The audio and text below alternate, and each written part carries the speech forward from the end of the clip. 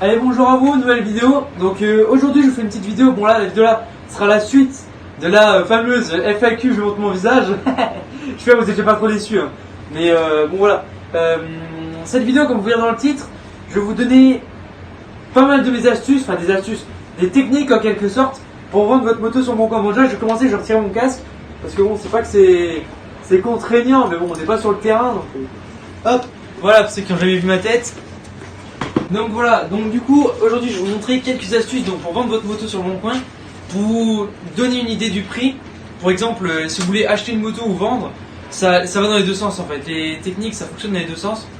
Donc il y a pas mal de petits trucs que j'ai, que je vais vous donner, etc. Enfin je vais arrêter de tourner autour du pot. Enfin bref, on va se mettre dans un comment ça s'appelle, dans un exemple en quelque sorte. Imaginons, bon là j'ai la CRF qui est en bas, on va dire, imaginons j'essaie de vendre ma CRF, d'accord. Et ensuite je vous ferai un autre exemple, vous voulez acheter une 50 ou une CRF, peu importe. C'est pareil sur toutes les motos, que ce soit YZ, CRF, un quad, ce que vous voulez, une voiture même. C'est le principe est le même en fait. Vraiment le principe c'est le même. Je vous ai 3-4 bases pour vendre ou acheter. Et de là vous allez pouvoir voir les prix à tirer, les prix que vous allez pouvoir vendre, etc. Enfin bref. Donc voilà. Allez, bonjour à vous. Donc je reprends. Je sais pas si vous avez déjà vu un début de la vidéo ou pas du tout. Parce qu'en fait j'ai fait la vidéo tout à l'heure, etc. Mais le téléphone a planté parce que j'ai fait 20 minutes d'un seul coup. Et je pense qu'il a carrément... Il a dû craquer. Donc du coup voilà. Je refais la vidéo, donc si vous n'avez pas vu le début, c'est une vidéo où je vous donne des astuces etc. sur le Boncoin. Sinon voilà, je continue. Aujourd'hui je vais vous donner des astuces pour mes astuces pour savoir comment estimer sa moto et comment la vendre sur le Boncoin. Enfin le Boncoin Facebook c'est pareil, mais on va aller sur le Boncoin parce que c'est le truc le plus vaste qu'il y a en France généralement. Et c'est là où vous allez avoir le plus grand étalonnage, vous allez comprendre pourquoi par la suite.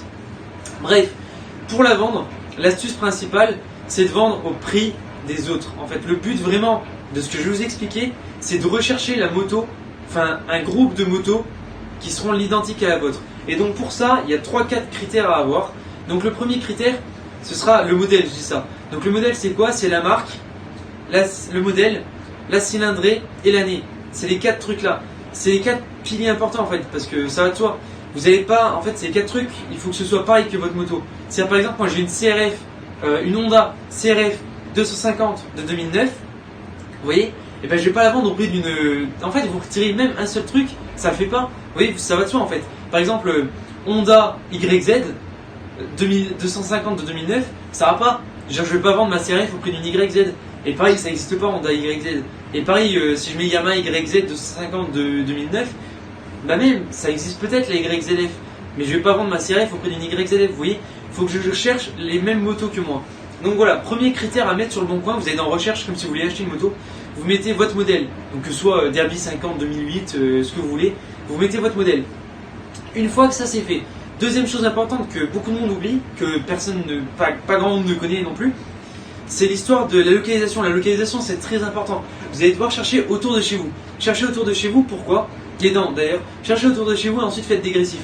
Cherchez d'abord dans 50 km, s'il n'y a pas beaucoup de motos, cherchez dans 100. Et s'il n'y a vraiment pas beaucoup de motos, cherchez dans 200. Pourquoi ça? Parce que c'est une question d'offre et de la demande. L'offre et la demande, voilà. Donc l'offre, vous n'allez pas l'avoir sur le Boncoin. S'il y a beaucoup de monde qui cherche des YZ ou des CRF ou quoi, ça vous ne le verrez pas sur le Boncoin. Je veux dire, sur le Boncoin, vous n'allez pas dessus en disant waouh, aujourd'hui 300 personnes cherchent des YZ. Non, ça vous n'aurez pas. En revanche, vous aurez l'offre. Et l'offre, ça va vous donner quasiment la demande en fait. C'est en fonction de ça que vous allez avoir de la demande. Si vous voyez en fait que par exemple il y a 50 000 CRF sur le Boncoin, c'est qu'il y a beaucoup d'offres, donc peut-être que la demande elle suit. S'il y a beaucoup de monde ou alors que personne n'en veut parce qu'il y a une catastrophe nucléaire, Honda c'est mauvais pour la peau, je sais pas. Mais généralement s'il y a beaucoup d'offres, c'est qu'il y a aussi beaucoup de demandes. Généralement l'un suit l'autre. Sauf avec les véhicules rares. Véhicules rares ou pas. Enfin rares en positif, en négatif. Vous recherchez une vieille Porsche de 1900, j'aime jamais utiliser l'exemple de Porsche. Vous cherchez une vieille Porsche de 1960, un exemple comme ça, toute neuve, et ben vous allez en avoir 3 peut-être. Vous allez avoir pas beaucoup de voitures, mais les collectionneurs, il y en a à foison. Et donc là les prix vont grimper. Vice versa, si vous vendez une moto qui a été très peu vendue, que personne n'aime, TM, juste personne, hein, mais TM, voilà, j'ai un petit truc dans la gorge là, du style TM. Voilà, si vous essayez de vendre des TN, voilà, il n'y a pas grand monde qui en veut quoi. C'est pour ça qu'il n'y a pas beaucoup d'offres non plus quoi, parce qu'il n'y a personne qui en achète donc personne qui en vend. Non, c'est à part. Mais bref, je reviens à la localisation, après cette petite aparté. Pour la localisation, c'est important parce que, en fait, en fonction de l'endroit où vous êtes, la moto se vend plus ou moins bien. En fait, comme je vous ai dit, l'offre et la demande, etc., en fonction de votre localisation, ça se vend plus ou moins bien. Exemple, ma CRF, la même. Exemple, je prends ma CRF, je la mets en Lorraine à vendre, bah peut-être que je la vendrai 2005. Alors qu'imaginons, je la dépose à Toulouse, la même, je la ramène à Toulouse, et bah là-bas, les CRF, il y a tout le monde qui jure que par ça, tout le monde veut de la CRF, etc., mais il n'y en a aucune qui se vend. C'est la seule qui existe, c'est celle que j'ai importée de Lorraine. Bah là, elle pourra valoir cher. Exemple, en Lorraine, elle vaut 2005, parce que là-bas, elle vaudra 3000, 3006, 3007, vous voyez. Et ben non. Du coup, c'est pour ça que vous cherchez autour de chez vous. Parce que ça se trouve, vous allez voir sur le bon coin, peut-être qu'à Paris, votre moto, elle peut se vendre 6000, vous voyez. Ah bah pourquoi pas. Mais je suis pas à Paris. Donc je veux dire, je vais pas faire 400 bornes pour aller à Paris et puis la vendre. Donc voilà, c'est le truc qu'il y a, c'est qu'il faut chercher autour de chez vous. Pareil pour le bonhomme qui achète, il cherchera autour de chez lui. Enfin, si vous achetez, cherchez autour de chez vous aussi. Bref, donc comme je vous dis, la localisation c'est important. Et une fois que vous aurez la localisation sur votre truc, vous allez avoir les modèles. J'en viens à la troisième partie maintenant, j'ai trop de mémoire. Voilà, l'état de la moto. Une fois que vous avez rentré le modèle et la localisation, vous allez avoir toutes les annonces Le Bon Coin, d'accord? Sauf que là, vous allez avoir tout et rien. C'est-à-dire vous allez avoir très bien des CRF épaves, en vente en pièces, pétées, neuves, ce que vous voulez, vous allez tout avoir. Là, il va falloir vous faire un tri vous-même, parce que Le Bon Coin ne peut pas trier en lui-même. Il ne peut pas vous dire ah, celle-là est bien faite, celle-là est pas bien faite, celle-là est pas jolie. Voilà, vous allez vous faire un tri vous-même. Donc pour ça, vous allez trier en fonction de votre moto. Exemple, moi la mienne elle est refaite à neuf. Enfin, c'est pas pour la péter ou quoi, c'est parce qu'elle est refaite à neuf, elle serait serrée, c'est la même chose, c'est le même principe. Refaite à neuf, bah, je cherchais sur le bon coin. Exemple, celle-ci elle est à 1005, mais elle est serrée, donc dégage. Vous voyez, j'ai pas besoin. Celle-ci elle est à 2005, et plus ou moins refaite à neuf, elle a 20 heures, voilà, ça je garde. Bah, toutes celles qui seront plus ou moins dans l'état de la mienne, parce que forcément, la mienne, dans mon état, dans mon année, dans tout ce que je veux, il n'y en aura pas. C'est-à-dire, il y en a pas deux comme votre moto. Il y aura forcément des détails qui changent. Exemple, il y en a peut-être un qui a une ligne, il y en a peut-être un qui a un piston plus neuf, etc. Enfin bref, votre moto sera jamais pareil. Ce qu'il faut voir, c'est les ressemblances. C'est-à-dire, pareil pour l'année, j'ai pas dit tout à l'heure, mais l'année, il faut prendre une plage. C'est-à-dire que des 2009 tout pile, peut-être qu'il n'y en aura pas. Donc il faut rechercher 2008, 2010. Vous voyez, vous prenez une petite plage. Si c'est pas assez, si votre moto est rare ou qu'il n'y en a pas beaucoup, vous prenez plus large, vous prenez 2007, 2011. Vous voyez, prenez à chaque fois des plages comme ça. Prenez bien ça, parce que par exemple, entre 2008 et 2010, les prix sont plus ou moins les mêmes. Bah, à part 2010, parce que c'est une autre, pour moi, c'est une autre série, donc elles sont un peu plus chères. Mais voilà, en soi, c'est quasiment les mêmes prix, donc vous aurez une idée du prix. Et donc du coup, voilà, il faut vous placer entre les deux.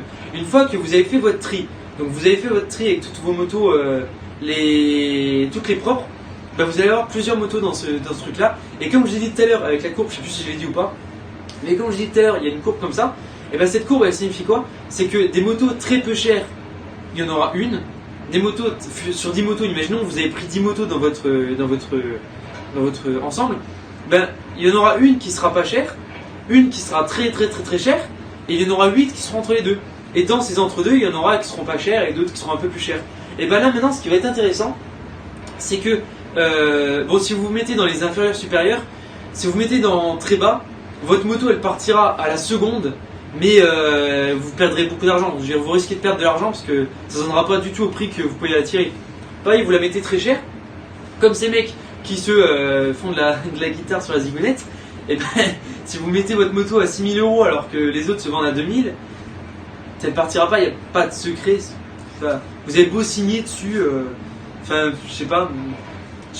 Non, des gens comme ça, je les comprends pas, je sais pas. Mais bref, le truc qu'il va falloir faire maintenant, c'est vous placer dans cette moyenne. Vous allez avoir votre moyenne, vous allez vous placer entre les deux. Donc du coup, je ne sais pas ce que je regarde. Vous allez vous placer dans votre moyenne. Et dans votre moyenne, et que j'ai un exemple, hein, mais je vais pas regarder.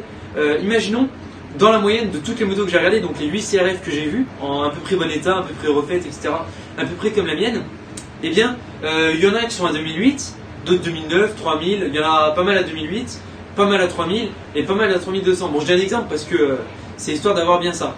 Vous allez avoir les moins chers de la moyenne à 2800 et les plus chers de la moyenne à 3200. Donc en gros, ma moto, je sais que je peux la vendre entre 2008 et 3002.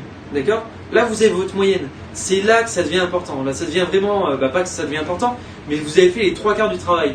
Maintenant, il n'y a plus qu'à vous de choisir en fait. Si vous voulez vendre votre moto ou acheter, là par exemple, si vous voulez acheter, bah, vous savez à peu près à combien elles se vendent. Et dans ce cas, vous pouvez voir les CRF, peu importe celle que vous voulez. Vous regardez, vous savez à peu près à combien ça se vend. Donc vous savez à peu près lesquelles regarder, etc. Maintenant, si vous voulez vendre, il va falloir vous placer dans cette moyenne. Maintenant, deux choses. Deux avis différents, c'est que si vous voulez vendre votre moto vite et récupérer de l'argent vite fait, mais bon, nique si je gagne pas des masses, va falloir vous placer dans la moyenne inférieure. Au moins dans la moyenne inférieure, les personnes qui veulent acheter des motos, c'est vers vous qui se tourneront le premier. Parce qu'entre une moto refaite à neuf à 2008 ou une moto refaite à neuf à 3002, c'est la même moto, bah, je vais prendre une 2008, je vais pas m'embêter à payer 400 € de plus pour la même chose. Donc du coup, il va voir vers la 2008. Ben, si vous voulez, c'est ça. En gros, la première qui partira sera la moins chère. Ensuite, celle qui partira ensuite sera celle d'après, celle d'après, celle d'après, celle d'après. Et seulement quand tu n'auras plus aucune moto avant, et ben partira celle qui sera à 3002. Vous voyez? Et ben c'est vraiment ça qu'il faut se dire. C'est que vraiment partent les moins chers en premier et ça va de soi. Ça va de soi parce que je connais personne qui se dit oh tiens, la CRF à 6000 €, ça m'intéresse bien, je vais y aller. Vous voyez? Non, la personne elle me dit bah tiens, il y en a une pas très chère, je vais y aller. C'est ça.